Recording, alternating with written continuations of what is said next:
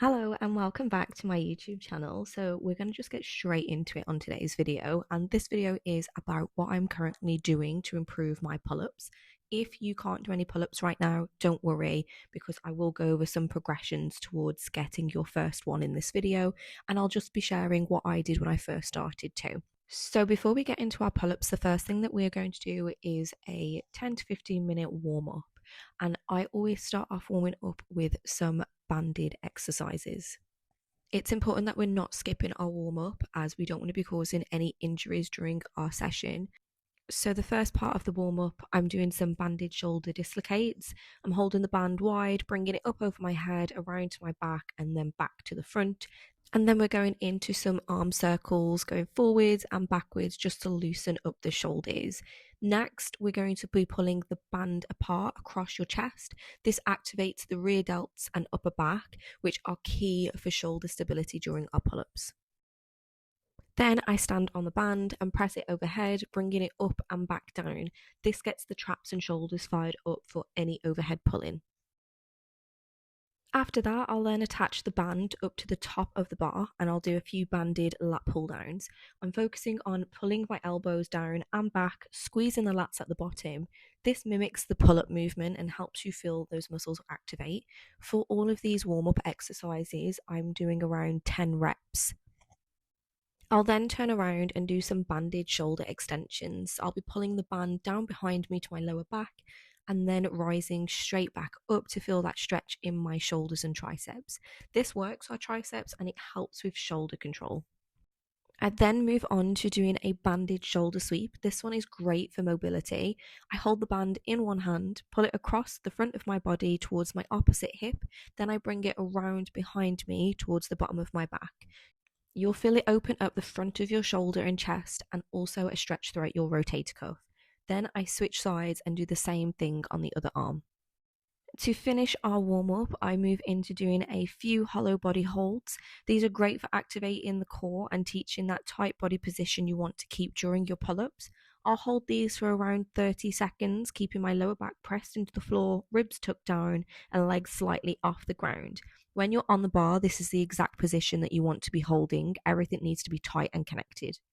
And to complete the warm-up, I then finish off with some scapular shrugs in a plank position on the floor. So I'm in a high plank, arms straight, core tight, and I then just move my shoulder blades together and apart without bending my elbows. It's a small range of motion, but super effective for building shoulder control and learning how to engage your lats. So moving on to the workout. So the first thing I do, and it's always the most important part, is chalking my hands. I do use liquid chalk for this. I do find it super convenient because it dries quickly, doesn't make a mess, and it gives you a really solid grip on the bar rather than powdered chalk. Once our chalk is all set, I then go straight into dead hangs, 2 sets of 30 seconds. These are great for building grip strength, decompressing your spine, and just getting comfortable hanging from the bar. The reason we're not doing till failure on these is just because we want to be getting our shoulders warmed up and get used to hanging off the bar. As myself and I know a few other people who train pull-ups, we can hang off the bar for quite a long time, and you don't want to be fatiguing yourself out at this stage and making yourself tired. We want to be keeping our shoulders slightly active, not totally relaxed, and keep your core tight whilst you hang. It's simple, but it builds that foundation of grip and shoulder strength that every pull-up starts from. We are then moving on into scapular pull-ups or scapular shrugs. This is where you'll learn how to start a pull-up properly from the lats and not your arms. You're just pulling your shoulders down and together and letting them come back up slowly. We want to make sure we are not bending our elbows in this movement. It is a small movement, but it's one of the best ways to build a strong foundation and learn that beginning part of the pull-up. Then I'm moving into my main sets. So we're doing 3 sets of pull-ups until failure. So that means I'm going for as many clean reps as I can do without losing form. So I want to make sure that I have that full range of motion where I'm going all the way down to the bottom and then all the way up with my chin going above the bar. I'm keeping my core engaged, thinking of that hollow body position, and I'm trying not to swing and keeping it as controlled as possible. A really helpful cue is to imagine that you're bending the bar and pulling through your little fingers. You want to pull the bar down to you. So for our pull-ups, this is the position that we're wanting to be in, which is that hollow body position, keeping our core engaged and legs in front. Here I'm just demonstrating that scapular shrug that we need to be doing to engage our lats before we then go up into our pull-up.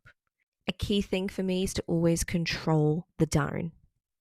So for anyone who is watching and can't do any pull-ups yet, you should be able to do everything that I've demonstrated bar the unassisted pull-ups.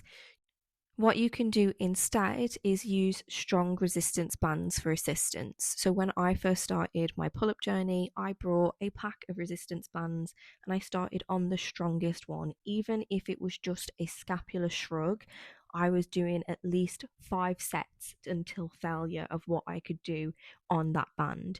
Once I was then using that resistance band to get at least between 3 to 5 pull-ups in my chin over the bar, that's when I then brought the resistance band down to the next one, and then I started the process again until I got to this red one, which is now what I use when I can't do any more unassisted pull-ups. I'll use it for that extra bit of assistance to get me some more reps.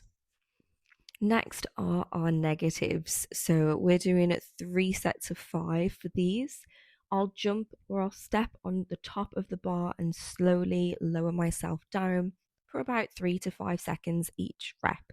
This helps us build strength in the eccentric part of the movement, which is the lowering phase, and that's where a lot of your muscles will grow and the control will come from.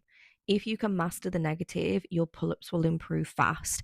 If you find that you can't control it and you're just shooting straight down, then use your resistance band, making sure you're controlling every single rep down, even when you're doing your normal pull-ups. So after I finished with my shoulder width grip pull-up training, I then will switch my grip to do some wide grip pull-ups. I do 3 sets to failure again. I can't do these unassisted anymore, so I do use a resistance band to help me with my reps. By taking a wider grip, you put more emphasis on the outer lats and the upper back, which helps create a wider, stronger appearance. They will also challenge your shoulders and stabilizers a lot more. I like to keep these as slow and controlled as I possibly can, really focusing on pulling my elbows down and out rather than just yanking myself up to the bar. You don't need to rush these reps, think quality over quantity. So the difference between a wide grip pull-up and a shoulder width pull-up mainly comes down to what part of the back is doing the most amount of work. With a wide grip pull-up, your hands are set further apart and that shifts more of the focus to the outer lats and the upper back. It helps build that wider shape through the sides of your back, but it also is a bit tougher because your arms can't help as much. You're isolating the lats more. With shoulder width pull-ups, your hands are closer in, they're still overhand, and you can get a little bit more help from your biceps and mid-lats.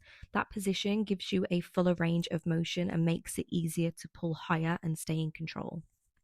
And to end our workout, we're going to finish off with some chin-ups. Our palms are facing towards us, and these help shift more of the work to the biceps and the lower lats, and they're usually a little easier for most people because you get a stronger pulling angle. Strangely for me, I find these so much harder than normal pull-ups, but I like to use these as a way to balance out the session. They also help improve your grip and elbow health because of that different hand position. I usually go full range of motion with this exercise too, so all the way down and all the way for the full extension with my chin above the bar. It's a solid way to finish the session strong and make sure every part of your pulling chain has been worked. I do the same here when I can no longer do any more unassisted reps. I will use the band just to help push through that fatigue, keep my form, and just get a few more reps. So that is what I'm currently doing to improve my pull-ups. It's all about consistency, control, and just not rushing the process. If you're working towards your first pull-up, keep at it, use the bands, do your negatives, and build strength slowly. You'll get there, and when you do, it's one of the best feelings. It's so rewarding. Thanks for watching today's YouTube video, and I hope this gave you some ideas for your own training. If this helped, drop a like, subscribe for more training videos, and let me know in the comments what you're working on next, or if you would like a how to achieve your first pull-up video or any more pull-up tips.